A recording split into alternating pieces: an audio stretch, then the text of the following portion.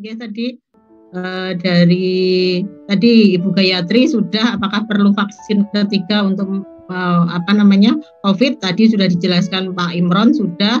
Terus Bu Ugi vaksin meningitis berbayar atau tidak gratis nggih. Jadi yang dibiayai pemerintah dari meningitis terus vaksin COVID. Terus ini Dok ada pertanyaan ya Dok, kita lanjutkan untuk sesi pertanyaan. Bisa nanti dari Pak Imron atau Dr. Tejo juga bisa direct membantu menjelaskan, memberikan arahan untuk jemaah. Mohon izin Dok terkait satu vaksin meningitis paling lambat berapa hari dari keberangkatan. Tadi dijelaskan sudah 10 hari sebelum keberangkatan.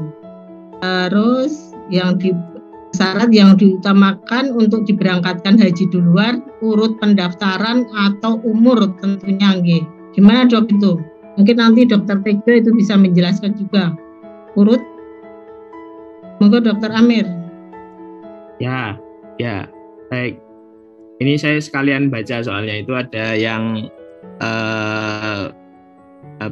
Bu Hasuna Nuraini. Bu Hasuna Nuraini juga terkait vaksin 1-2. Vaksin 1-2. Jadi kalau memang sudah dilakukan vaksin 1 dan vaksin kedua, ya sudah itu berarti kan sudah lengkap. Jadi karena vaksin meningitisnya yang jamaah 2020 itu habis di tahun ini, jadi vaksin meningitis dahulu disarankan, kemudian nanti baru booster itu. Karena kemarin ada info dari Kemenak, saya kemarin ketemu yang Kemenak Kota itu bahwa syarat untuk ngurus visa itu harus ada vaksin meningitisnya, katanya begitu. Jadi ya lebih baik ke vaksin meningitis dulu baru di booster karena vaksin 1-2-nya kan sudah. Terus apalagi tadi Mbak Noh? Yang tadi urut pendaftaran atau urut umur itu berarti. itu mungkin Dokter Tejo kalau itu. Dokter Tejo sama yang dari Kemenak kalau itu. Yeah.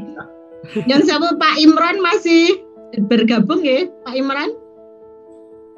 Ya masih Bu, masih. Nggih, ini Bapak sekalian nanti juga Dokter Tejo bisa menyambung untuk memberikan arahan terkait vaksin ini. Ternyata Bapak yang masih mungkin sekarang juga masih digalakkan untuk vaksin terkait vaksin meningitis dan booster. Terus nyon sewu Dokter Amir untuk yang jarak vaksin meningitis dan COVID itu kemarin terakhir itu informasinya bisa 2 minggu nggih jaraknya. Iya, ada ya dari CDC itu 2 minggu atau malah ada yang boleh dibarengkan gitu. Tapi saya baca yang aturan dari Kemenkes, aturan mainnya itu tetap 1 bulan. Jadi ya kita ikut yang 1 bulan aja. Saya di buku MKH itu saya sudah nulis 2 minggu soalnya juga. Tapi kok saya cari yang aturan 2 minggunya kok belum ketemu. Izin Dok. Mungkin ditambahkan Pak Imron monggo. Pak Imron dengan pemberian vaksin meningitis dengan COVID itu sesuai dengan himbauan dari ITAGI sudah ada menyampaikan ke kita itu ada kurun interval waktunya 14 hari. Iya, 2 minggu nih Bapak. 14 hari. 14 hari. Iya. Terima kasih Pak. Terima kasih.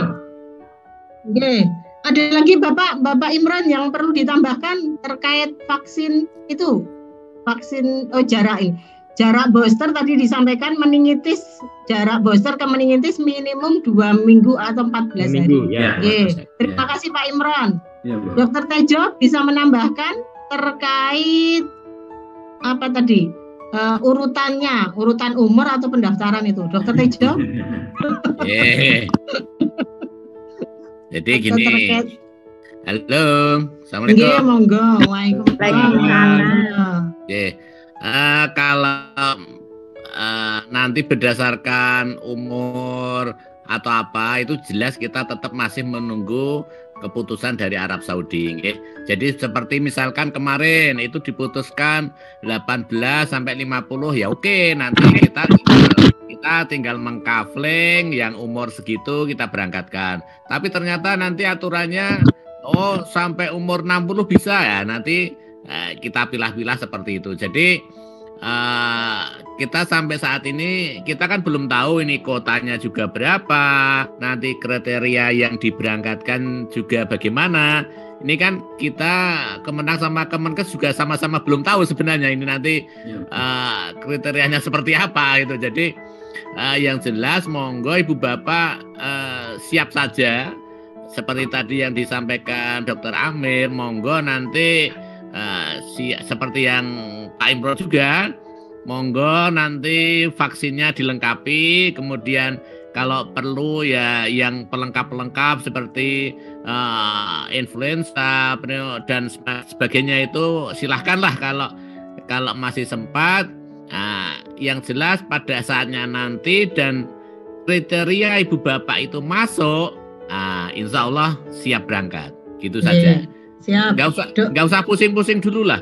Nanti pikir nanti bagaimana, nanti umurnya berapa, malah pusing itu nanti.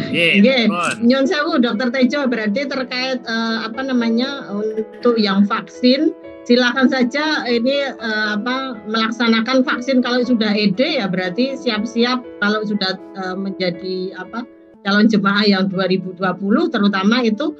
Monggo untuk segera mencari informasi terkait vaksin meningitis dan dilengkapi yang boosternya. Begitu nggih, Dokter Tejo, nggak usah umurnya berapa kayak gitu nggih, Dok?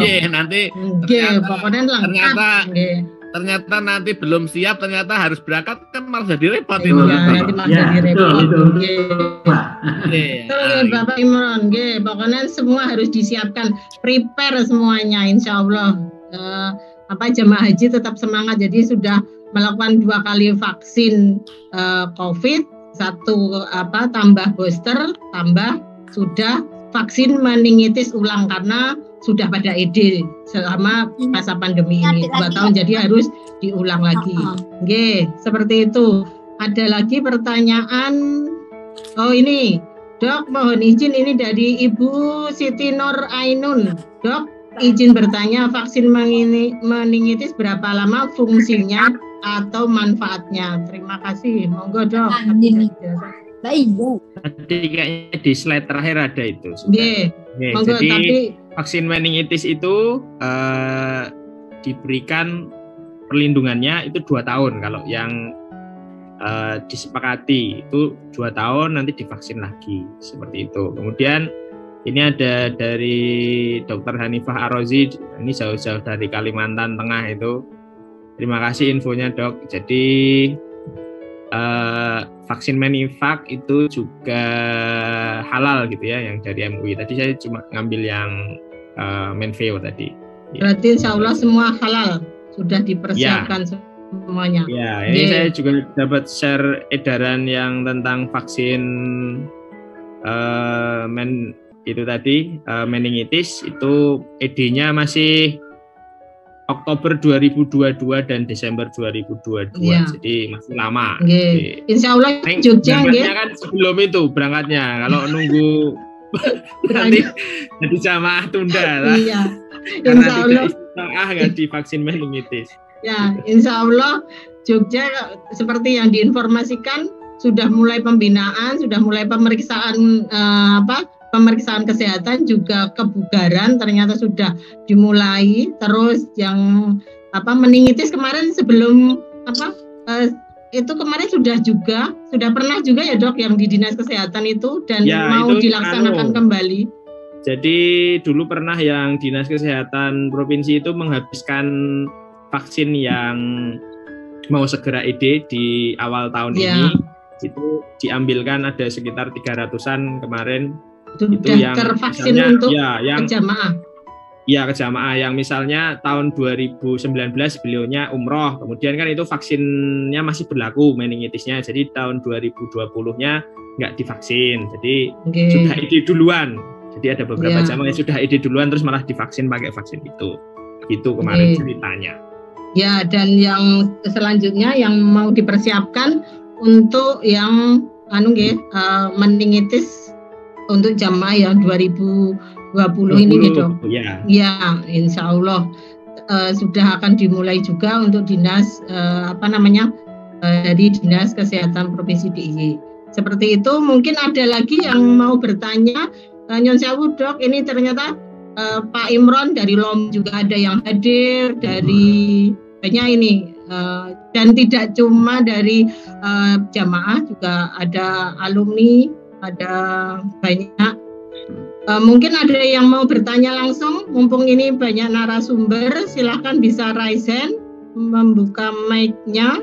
Ada yang mau bertanya lagi? Kalau di live chat-nya sudah teranu semua, nggih? Tanya sudah, Dok. Apalagi nggih? Mungkin Dokter Tejo akan memberikan tambahan, Dok. Dokter Tejo. Monitor Dokter Tejo. Oke, monitor. Oke. Monggo. Alhamdulillah. Jadi malam hari ini pencerahan yang bagus sekali yang bisa diikuti oleh dari Sabang sampai Merauke, nggih. Matur nuwun Dr. Amir, Pak Imron, Pak Mariono, Mbak Retno yang bisa memfasilitasi sebagai wahana edukasi pada jamaah haji, nggih. Jadi memang jamaah haji, apalagi jamaah haji kita itu tidak bisa kita pungkiri lansia, banyak lansianya. Jadi kalau edukasi ke lansia itu mungkin memang harus diulang-ulang gitu ya. Ya mungkin besok udah lupa, ulang-ulang lagi gitu. Itu hal yang biasa sekali. Ya. Jadi 70 hari ke depan itu misalkan nanti Indonesia itu tetap berangkat seperti jadwal semula 5 Juni, insya Allah Ibu Bapak katut terpilih. Masalah nanti umur, monggo lah itu berdoa saja, karena ya bagaimanapun juga tetap kita mengacu pada kebijakan yang diterapkan di Arab Saudi nanti, karena ini memang masih dalam masa pandemi COVID, sehingga itu jelas tidak bisa dipisahkan aturan-aturan SOP COVID yang terus mengikuti sampai saat ini. Jadi alhamdulillah, yang jelas istitoah itu yang bisa melihat, yang bisa mengukur adalah diri kita sendiri. Saya istitoah atau saya tidak istitoah. Nah, jadi itu saja. Gitu, Mbak. Terima kasih, Dok. Ini nyun sewu, ada yang raisen. Mbak Sri Damarianti, Mbak Cici. Oh iya. Mbak Cici, monggo. Oke, terima kasih Mbak Retno atas waktunya. Ini ada yang mau saya tanyakan, Dok. Terkait waktu pembinaan, kita ada jemaah yang menanyakan ke kami itu ini kan beberapa yang sudah vaksin lansia itu kan nanti masuknya dilindungi. Nah, yang mereka tanyakan itu terkait nanti bagaimana misalnya untuk ibadah haji yang lansia itu peduli lindungi kan kadang tidak membawa HP, untuk HP-nya mungkin ikut aplikasi putrane atau nomornya si peduli lindungi. Karena kan beberapa juga menanyakan jamaah, lah saya itu sudah vaksin tapi di peduli lindungi tidak muncul sertifikatnya, ada yang seperti itu. Nah, kalau yang itu kan kami bantu koordinasi dengan pihak programmer haji di puskesmas untuk dilacakkan di pikir dan peduli lindunginya gitu. Mungkin seperti itu Mbak Retno, mohon bantuan. Terima kasih Mbak Cici. Mungkin ini Pak Imron bisa membantu menjelaskan, memberikan arahan sebelum ke Dokter Amir juga. Monggo Pak Imron, terkait jemaah haji yang lansia dan tidak istilahnya membawa HP, perangkatnya ngikut perangkat dari putranya, cucunya. Dan ini juga saat manasik seperti ini juga jamaah juga didampingi cucu, didampingi putra putri kayak gitu. Monggo Pak Imron. Baik ya. Ini terkait dengan ada dua, jangan kita pisahkan. Yang pertama terkait dengan persyaratan mengurus visa. Jadi pada saat persyaratan mengurus visa tahun lalu, mungkin tahun ini juga akan menjadi persyaratan, itu vaksinasi meningitis. Kalau vaksinasi meningitis kita bisa sudah punya namanya ICP. ICP itu kan sudah bisa dicetak oleh teman-teman semua. Yang penting data jamaah yang divaksin harus di-entry ke dalam Siskohatkes. Tuh. Yang kedua terkait dengan vaksinasi COVID. Kemungkinan ini belum ada persyaratan ya, karena kita seperti tadi Pak Tejo bilang, kita masih menunggu ketentuan yang ditentukan oleh pemerintahan Arab Saudi. Sampai dengan saat ini pemerintahan Arab Saudi belum menyampaikan ketentuan untuk haji tahun 2022. Makanya saya setuju dengan yang Pak Tejo bilang, kita harus persiapkan saja, jangan sampai nanti begitu ketentuan keluar baru kita laksanakan. Itu yang nanti takutnya jamaah haji harusnya berangkat, tidak berangkat gara-gara tidak bisa memenuhi persyaratan yang harusnya lebih awal bisa kita penuhi. Ya. Terkait dengan vaksin COVID itu kan memang kita belum tahu apakah ini merupakan persyaratan pengurus visa atau tidak. Kalau dia tidak muncul dalam Peduli Lindungi, itu bisa dikomunikasikan dengan teman-teman di dinas kesehatan atau di puskesmas, karena itu biasanya hanya masalah untuk entry-nya saja. Karena beberapa tempat saya menjadi narasumber, begitu ada tanya jawab banyak yang bermasalah dengan sertifikat di Peduli Lindungi, tapi pada saat dia dihubungkan dengan petugasnya itu terselesaikan gitu, hanya masalah entry saja, itu entry data ke dalam Peduli Lindungi. Saya rasa itu bisa. Nah, terkait dengan nanti bagaimana di Arab Saudi kalau dia tidak bawa handphone, padahal di Arab Saudi itu nanti merupakan persyaratan untuk masuk ke ini yang dulu itu masuk ke haram, masuk ke raudah, itu merupakan salah satu persyaratan jamaah harus mengisi aplikasi Tawakalna. Nah, informasi yang saya dapat untuk saat ini jamaah umroh kita itu yang menjadi persyaratan untuk masuk ke Tawakalna, menggunakan Tawakalna itu hanya untuk masuk ke raudah. Jadi kalau ke Masjidil Haram itu sudah bebas, jadi tidak menggunakan itu. Tapi saran saya tetap, karena Tawakalna itu pribadi, bukan untuk grup. Mungkin nanti ada aturan baru lagi. Saya juga kurang tahu nih Pak Tejo. Nantinya mungkin di Arab Saudi, karena memang kan jamaah haji kita maklum ya, jamaah haji kita itu banyak yang tidak familiar dengan handphone yang zaman sekarang ya, ada macam-macamnya gitu kan. Kemungkinan jamaah haji kita itu tidak familiar dengan itu. Mungkin saja nanti bisa dibuat grup atau apa gitu, kalau memang nanti persyaratan dari Arab Saudi itu ada, karena memfasilitasi untuk semua jamaah. Itu saja sih saya rasa. Jadi memang sementara ini ya kita persiapkan dulu semuanya ya, selain yang vaksinasinya, lakukan vaksinasi selengkap mungkin, dosis 1, dosis 2, meningitis dan booster. Kalau bisa di booster, walaupun Arab Saudi tidak minta booster, tapi kita lakukan booster. Ya, terima kasih Pak Imron, sangat menarik diskusinya. Mungkin Dokter Amir akan menambahkan, karena yang jelas jamaah haji tetap ada petugasnya juga Pak Imron di kloter itu, jadi nanti bisa saling membantu untuk seandainya jemaah haji yang lansia terkait aplikasi handphone dan lain sebagainya. Mungkin Dokter Amir, Dokter Amir bisa menambahkan? Ya, kalau saya sepakat. Jadi yang penting kita lengkapi aja selengkap-lengkapnya begitu. Yang jelas dibutuhkan adalah meningitis, meningokokus. Jadi ya divaksin itu saja dulu karena pasti sudah habis. Kalau yang vaksin COVID ya dilengkapi paling tidak 2 dosis, entah besok dipersyaratkan atau tidak, paling tidak untuk melindungi diri masing-masing begitu.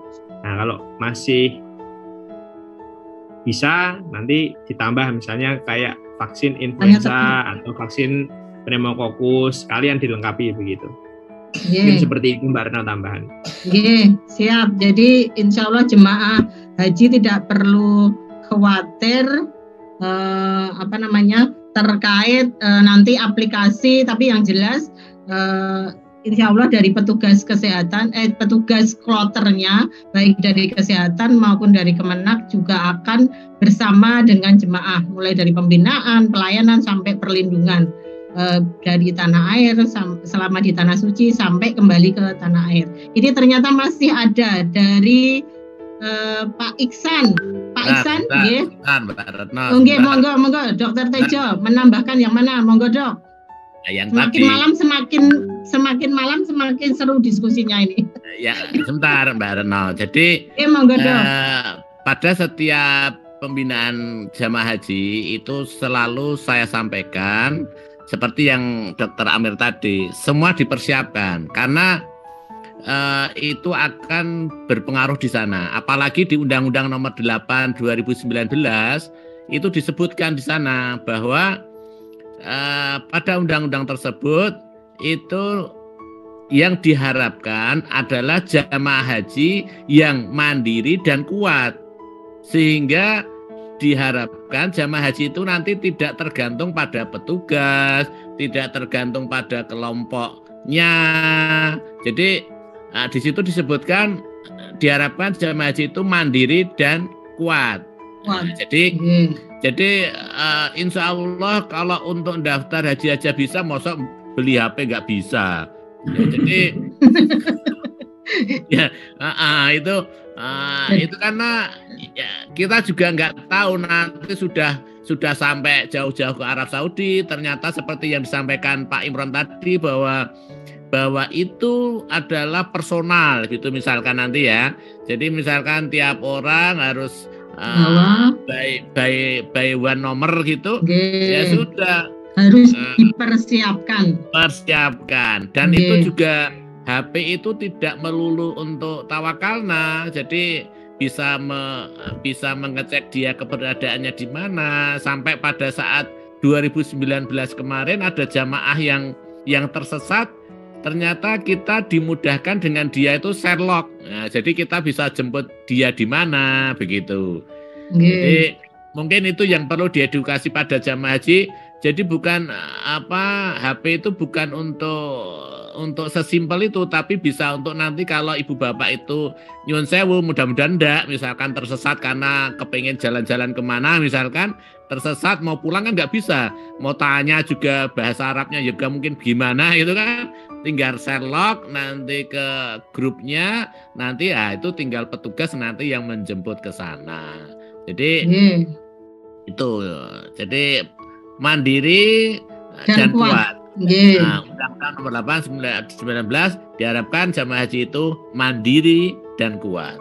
Punya ketahanan. Siap, Dok. Terima kasih Dokter Tejo. Ini ada lagi, masih ada yang raise hand. Nanti ini dibatasi juga waktunya karena semakin malam. Dari Pak Iksan. Pak Iksan monitor, monggo Pak Iksan. Pak Iksan ini. Oh, halo. Boleh. Mau Pak Iksan. Monggo, Pak.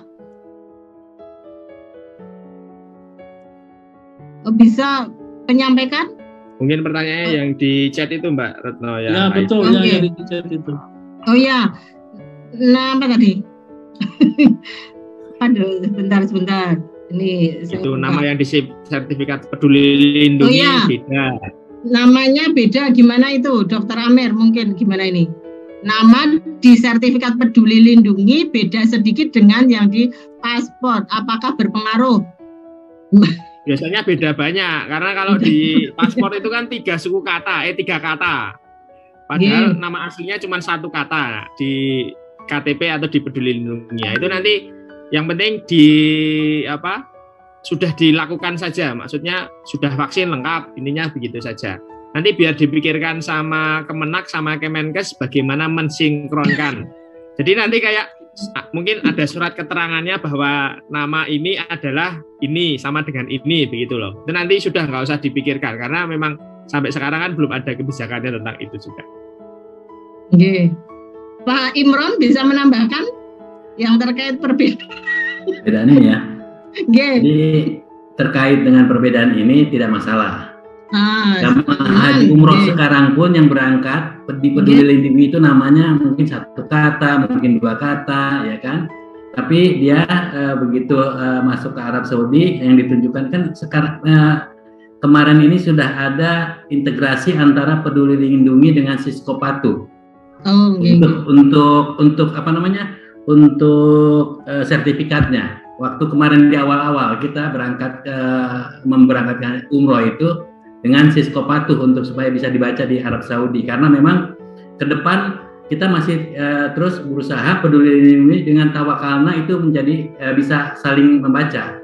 Jadi tapi karena memang ini prosesnya lama karena antar negara ya, karena memang macam-macam permasalahannya, akhirnya Peduli Lindungi dengan Sisko Patuh dari teman-teman Kemenak yang menarik data di Peduli Lindungi dengan Sisko Patuh nanti akan keluar itu sertifikat. Nah, yang penting nik segala macamnya itu udah benar.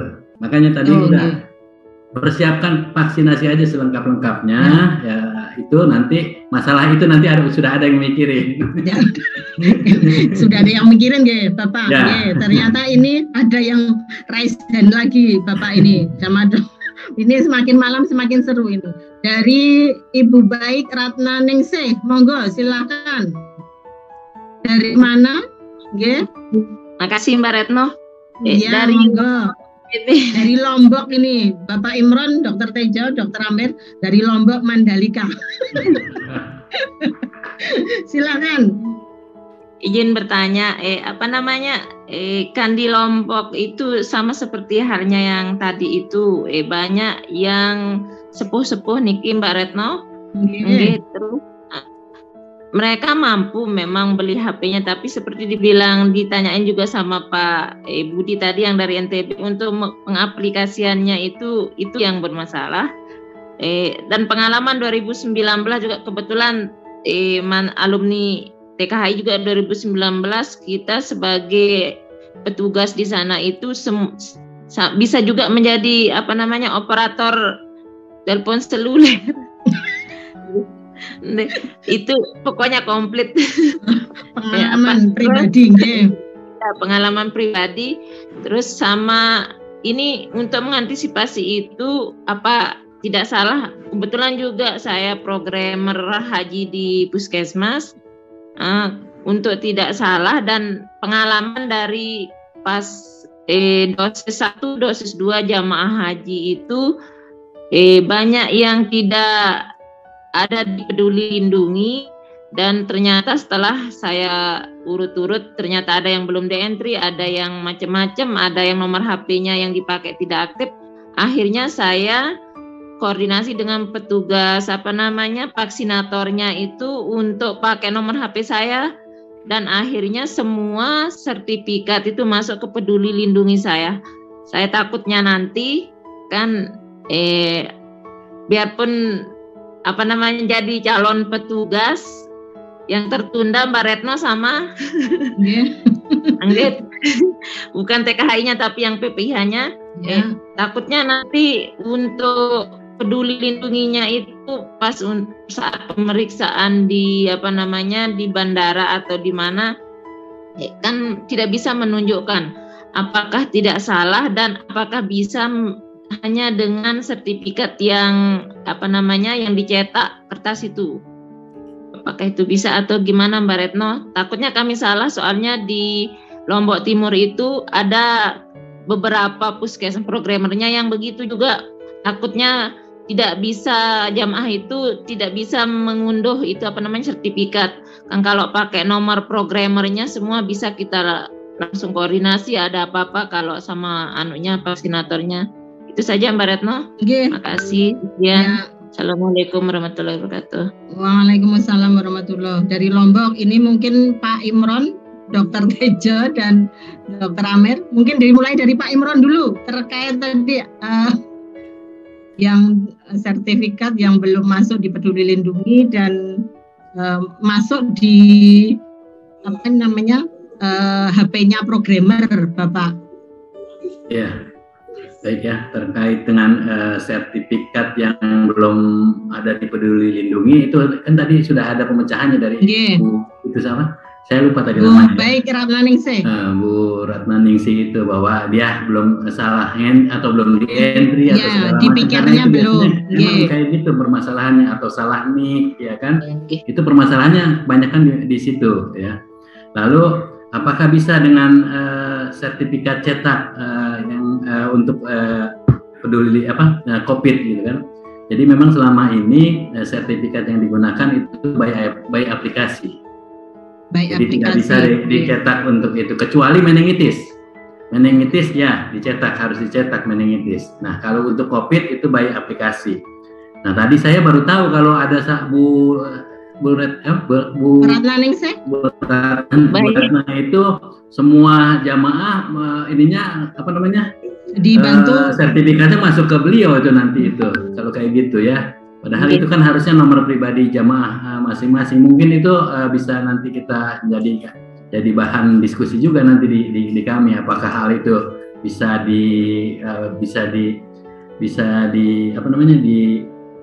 digunakan untuk ini yang walaupun mungkin nik, saya nggak tahu niknya pakai nik jamaah atau enggak niknya tetap Pak Dokter mohon maaf, niknya tetap pakai nik jamaah tapi kan di Peduli Lindungi itu nanti sertifikatnya ke nomor yang bersangkutan, ke nomor yang terus pengalaman dosis 1, dosis 2 pakai nik-nya tetap pakai nik jamaah, tapi nomornya yang dipakai itu kadang nomornya enggak aktif, nomornya ke bank, nomor siapa mungkin dipakai, akhirnya dia tidak menemukan sertifikatnya. Makanya saya koordinasi dengan vaksinatornya, kalau kayak begitu pakai nomor saya saja, nanti saya bisa printkan, tapi ini itu dah saya bilang. Terus ternyata bisa begitu, bisa, dan beberapa puskesmas juga ada yang begitu Pak Dokter, untuk mengantisipasi sertifikatnya itu tidak kemana-mana maksudnya. Iya. Cuman masalahnya jadi sertifikatnya ada di ibu semua, itu aplikasinya, by aplikasinya maksud saya. By aplikasinya di handphone ibu semua karena nomornya nomor ibu kan. Iya. Mungkin itu nanti akan jadi catatan kami aja itu terkait dengan nomor yang digunakan itu, karena semua mungkin bisa 10-20 jamaah di ibu semua itu aplikasinya di handphone ibu kan. Iya. Kayak Nyon Sewu Pak Imron sama mungkin Dokter Amir bisa nanti mengkoreksi saat di aplikasi Peduli Lindungi itu kemarin kayaknya ada batasan juga nggak, maksimal itu satu nomor bisa masuk hanya berapa istilahnya yang bisa dipakai. Jadi istilahnya memang untuk memasukkan di aplikasi itu by person. Jadi istilahnya tidak mungkin tidak semua. Kalau yang di Mbak Baik itu sampai berapa Mbak di satu nomor itu? 20 jamaah bisa masuk.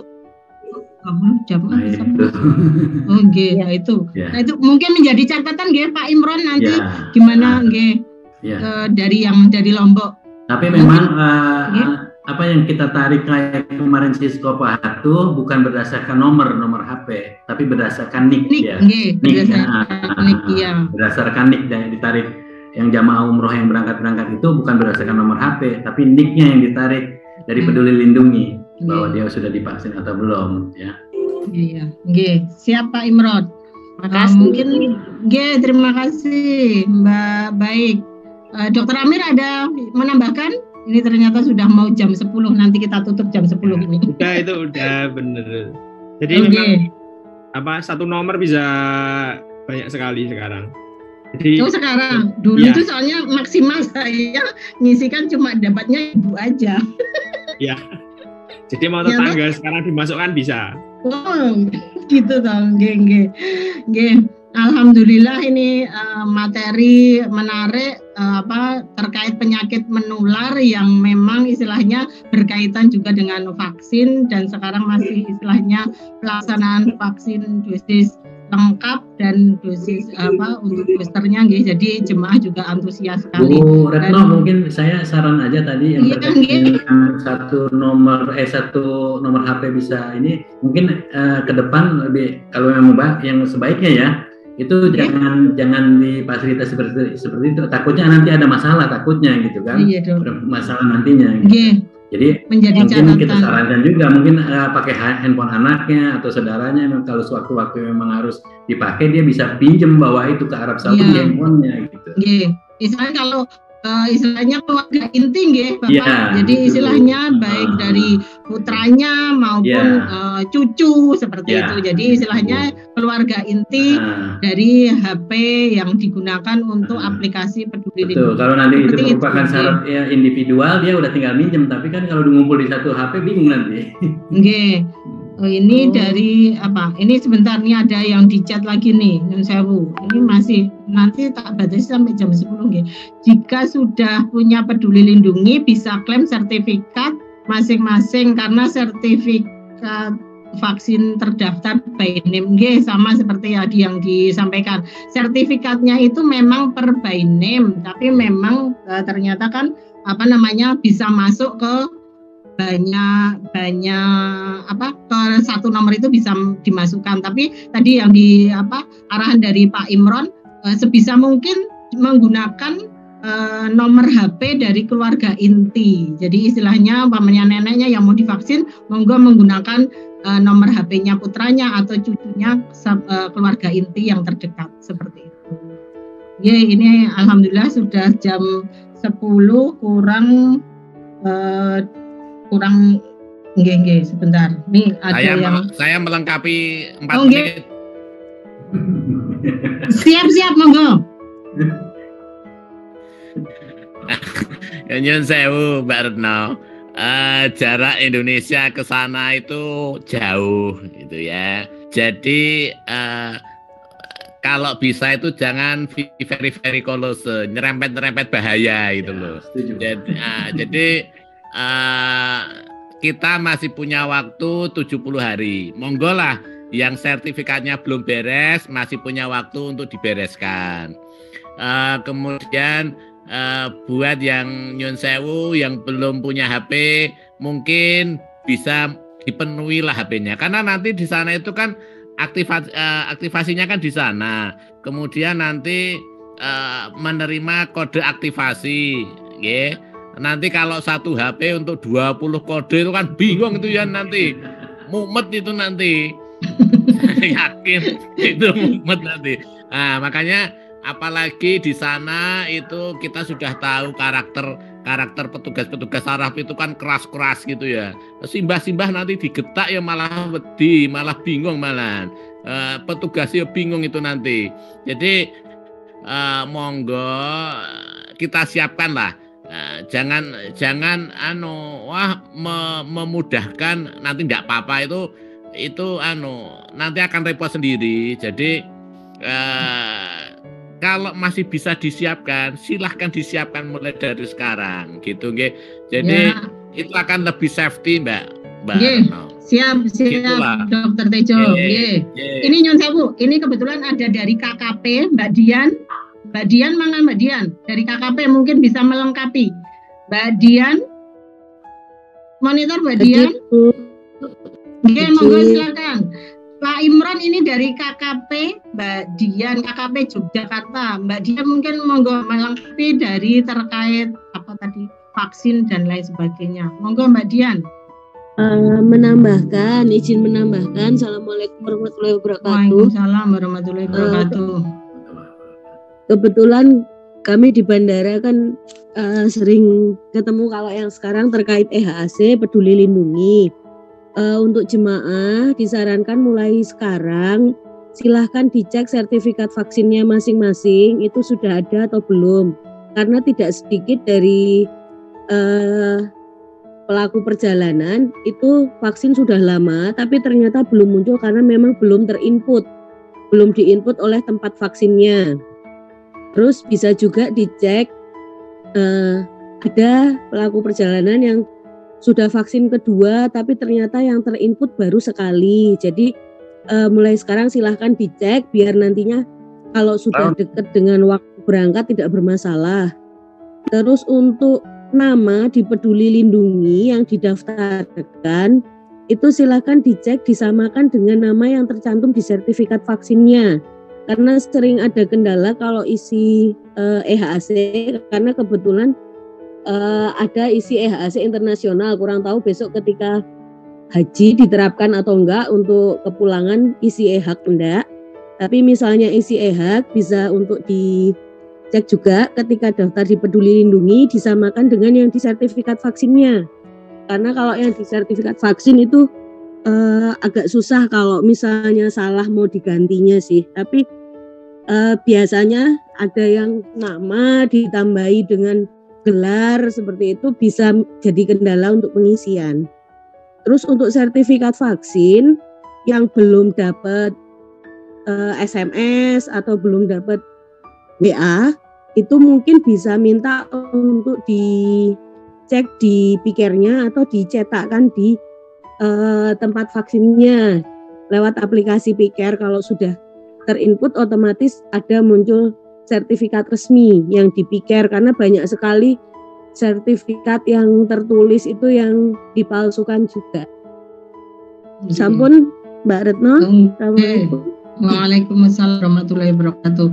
Alhamdulillah dari Mbak Dian tadi menyampaikan yang jelas jamaah haji silahkan untuk mengecek sertifikatnya sudah lengkap atau belum, dan kalau belum monggo silahkan istilahnya ke tempat vaksin yang dilaksanakan kemarin, istilahnya mungkin di puskesmas atau di fasilitas kesehatan di tempat masing-masing. Jadi istilahnya untuk mengecek jika belum muncul sertifikatnya seperti itu. Oke. Mungkin ini alhamdulillah sudah jam 22, jam 10 waktu Indonesia Barat di Jogja, yang di luar Jogja sudah mungkin jam 11-an. Alhamdulillah ini webinar Manjing Waktu Manasik Kesehatan Haji Sepanjang Waktu Daerah Istimewa Yogyakarta bisa berjalan lancar, dan jamaah haji sangat antusias terkait mendengarkan untuk kesehatan haji. Untuk terakhir kami mohon closing statement dari Pak Imron, Bapak. Closing statement, Bapak, monggo silakan. Baik ya, terima kasih Bu.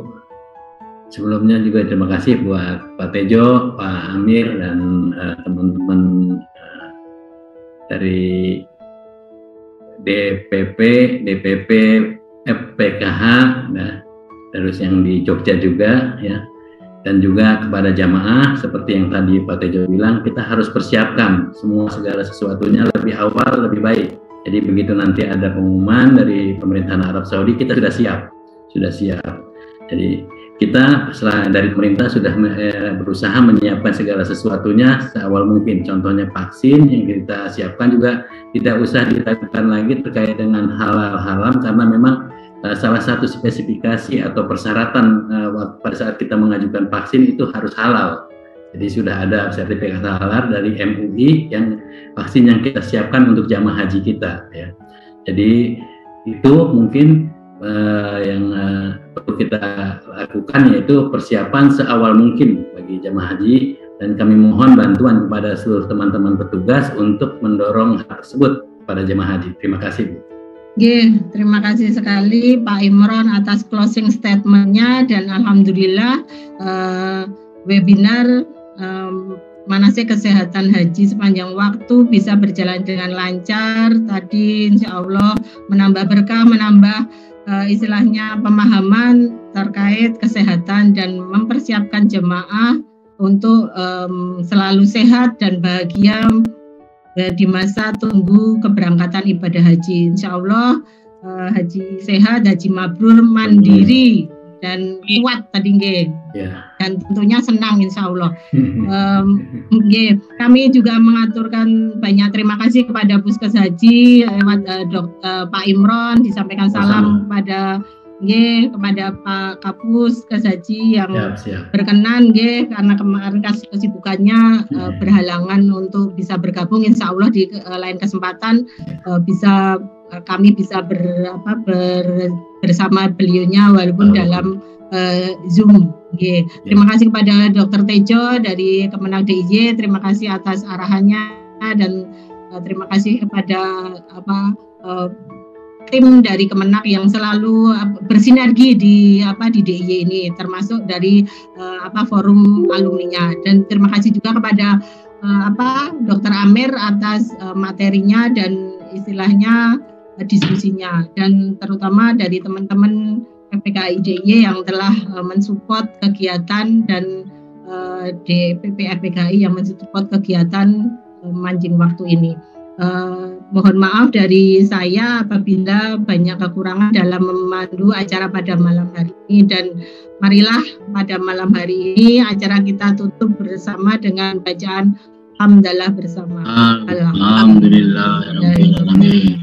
Insya Allah ketemu kembali di lain waktu, dan selamat menjalankan ibadah puasa insya Allah di bulan April. Nggih, amin. Kita menunggu dengan bahagia, nggih. Menunggu dengan bahagia informasi terkait update penyelenggaraan ibadah haji 2020. Sehat, bahagia, menuju Baitullah. Amin, amin ya rabbal alamin. Salam semuanya dari Jogja. Insya Allah bertemu kembali. Terima kasih, nggih. Semuanya. Nggih,